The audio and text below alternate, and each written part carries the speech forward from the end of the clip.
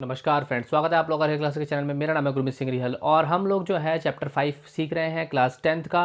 ठीक है, और हमने इसके अंदर बहुत सारे क्वेश्चंस यहाँ पे सीख चुके हैं। हमने इसके अंदर एक्सरसाइज की 5.1 करे हैं, एग्जांपल्स करे हैं, कॉन्सेप्ट करे हैं। अगर आप लोगों ने वो वाली वीडियोज़ को अभी तक नहीं देखा है तो मैं आप लोगों को डिस्क्रिप्शन बॉक्स में लिंक दे दूँगा और साथ में यहाँ पे आई कार्ड बटन पर एक लिंक दे दूँगा, वहाँ से जाके आप हर चीज़ का कॉन्सेप्ट देख सकते हैं। और जो बच्चे जो है, जो स्टूडेंट्स हैं, जो सब्सक्राइबर्स हैं हमारे साथ शुरू से जुड़े हुए हैं, उन लोगों ने तो खैर साथ के साथ यहाँ पे नोट्स बनाने की कोशिश भी करी है। लेकिन अगर आप लोग पहली बार आए हैं तो अभी तक आप लोगों ने वीडियो को लाइक करके और शेयर करके हमें सपोर्ट जरूर कीजिए और साथ में सब्सक्राइब का बटन दबा के हमारे साथ जुड़ जाइए।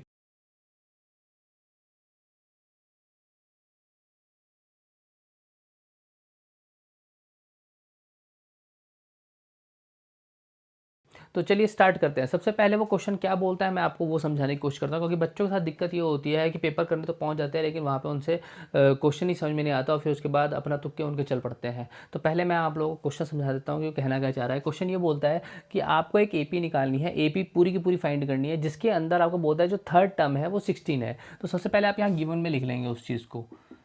ठीक है, गिवन में क्या लिख लेंगे कि थर्ड टर्म आपका 16 है, तो यहाँ पे आप लिख लेंगे थर्ड टर्म।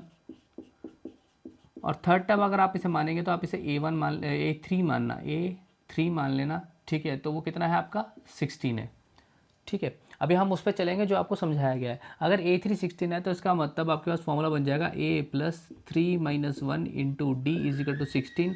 तो ये हो जाएगा A+2D is equal to 16, equation number 1। यहाँ तक आपको इतनी बात पता चल गई। उसके बाद ये बोलता है कि seventh term exceeds the fifth term by 12। ये बोलता है कि जो उसकी सेवन्थ टर्म है, ठीक है, वो फिफ्थ टर्म से 12 एक्स्ट्रा है। ठीक है, तो अब यहाँ पे फिर अकॉर्डिंग टू द क्वेश्चन चलेंगे।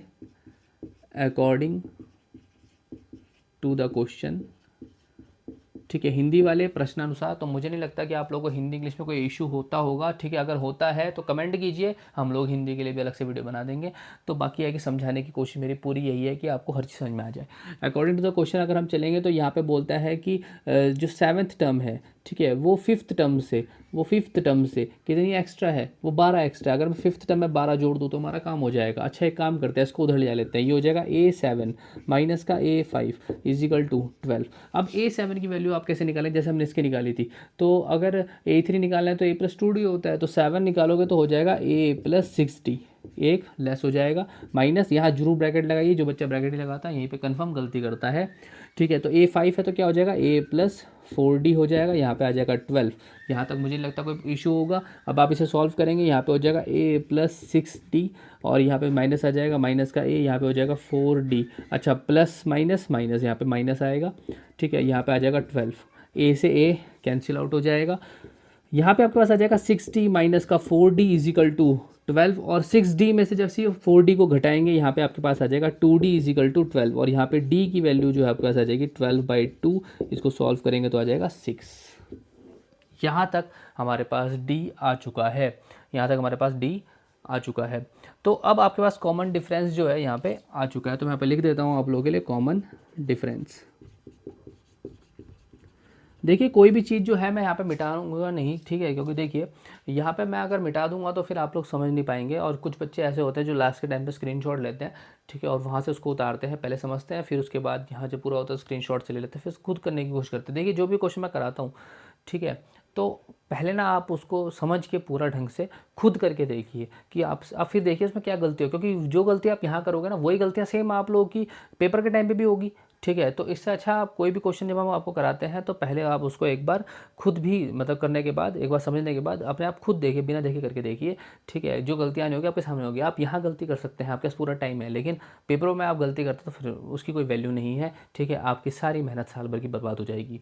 तो अब यहाँ पे चलते हैं, जैसे आपके पास क्या आ जाएगा, कॉमन डिफरेंस 6 आ जाएगा। अब हम क्या करते हैं, यहाँ पे ए निकालने की कोशिश करेंगे, क्योंकि जब तक ए नहीं आएगा तब तक काम नहीं होगा हमारे पास। ठीक है, अब हम ए निकालेंगे तो हम ये काम करते हैं, इस डी की जो वैल्यू को हम लोग यहाँ पे पुट कर देंगे क्वेश्चन नंबर 1 में। ठीक है, तो आप लिख देंगे यहाँ पे put value of D in equation first, Hindi वाले, कि भैया डी का मान समीकरण 1 में रखने पर। ठीक है, तो यहाँ पे आप क्या करेंगे, वैल्यू पुट करेंगे, हो जाएगा A+2D इजिकल टू 16। तो यहाँ पे आ जाएगा A+2 और D की अगर बात करें तो वो 6 है, तो यहाँ पे 6 आ जाएगा, यहाँ पे 16 A plus 12 is equal to 16, तो यहाँ पे आ जाएगा a is equal to 16 minus 12 is equal to 4। इसका मतलब जो पहला फर्स्ट टर्म थी जो आपकी, ठीक है, यहाँ से आ जाएगा फर्स्ट टर्म, जबकि फर्स्ट टर्म थी वो कितनी थी, वो आपकी 4 थी। अब जैसे ही आपके पास a आ गया, d आ गया, क्वेश्चन में कुछ बचा ही नहीं, काम खत्म हो गया। अब जस्ट आप वैल्यू पुट करेंगे तो आपको देखिए फर्स्ट टर्म तो आ ही चुका है, अब आपको क्या निकालना है, सेकंड टर्म, फिर आपको क्या निकालना है, थर्ड टर्म। बस 3 टर्म आप निकाल लो, उसके बाद तो आपकी सीरीज़ बनी जाएगी। ठीक है, सेकंड टर्म कैसे निकलेगा, सेकंड टर्म आप, थर्ड टर्म तो आपके पास है ही है, वैसे भी थर्ड टर्म की तो बात ही खत्म हो गई, चलो थर्ड टर्म भी निकालने की जरूरत नहीं है आप लोगों को, सेकंड टर्म आप निकाल लो। ठीक है, तो a2 कैसे निकलेगा, a प्लस डी से, a कितना था 4, d कितना था 12, 12 4 16, इसका मतलब ये कितना होगा आप लोगों का, 2 मिनट, d सॉरी 6, d था आपके पास 6, तो 4 और 6 10। ठीक है, a प्लस डी, हाँ जी 4 और 6 10 हो जाएगा। तो अब यहाँ पे आप बन जाएगी नाउ सीरीज़, नाउ AP। अब आपकी AP क्या होगी, तो क्या होता था A1 A2 A3 A4 dot dot dot ऐसे बनती थी। अब यहाँ पे आपकी क्या बनेगी, A1 कितना है आप लोगों का, A1 हमारे पास आया 4, ठीक है, उसके बाद D हमारा आया कितना, D हमारा आया 6, तो 4 में 6 जोड़ा तो कितनी आ गया 10, वैसे भी हमारा 10 ही आ गया था यहाँ पे। A3 हमें गिवन ही था कितना 16, तो आप देख रहे होंगे हर बार 6 से जुड़ रहा है, तो अगली बार जुड़ेगा तो क्या हो जाएगा 22। ठीक है, और इस तरीके से आप लोग इस सीरीज़ जो है वो सॉल्व हो जाएगी। तो आपके पास आंसर जो आएगा वो आएगा 4 10 16 22। इस तरीके से आप लोगों का जो क्वेश्चन नंबर 16 है वो सॉल्व होगा। ठीक है, तो आप लोगों को उम्मीद है कि, मेरे को ये उम्मीद है कि आप लोगों को समझ में आ गया होगा। अगर फिर भी कोई डाउट है तो ज़रूर हमें कमेंट कीजिए, मैं आप लोगों के लिए दोबारा से एक रिवाइव वीडियो बना दूंगा यहाँ पे, जिसके अंदर रिवीजन हम लोग करेंगे।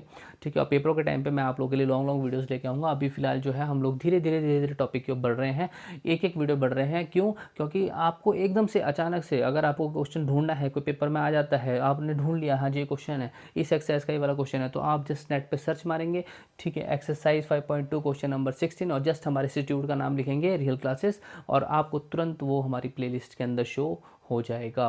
ठीक है, तो ये आप लोगों के लिए सिर्फ एक्सेसिबल के लिए बनाया गया है। ठीक है, और जब आपके एग्ज़ाम पीरियड होंगे तो मैं आप लोगों के लिए यहाँ पे बड़े बड़े सेट्स भी लेके आऊँगा। फिलहाल आप लोग यहाँ पे सिंगल क्वेश्चन करके अपने क्वेश्चन के डाउट्स क्लियर कर सकते हैं। और अगर आपको अभी भी कोई डाउट लगता है जरूर कमेंट कीजिए। मिलेंगे आप लोगों से किसी नेक्स्ट वीडियो में, देखने के लिए धन्यवाद।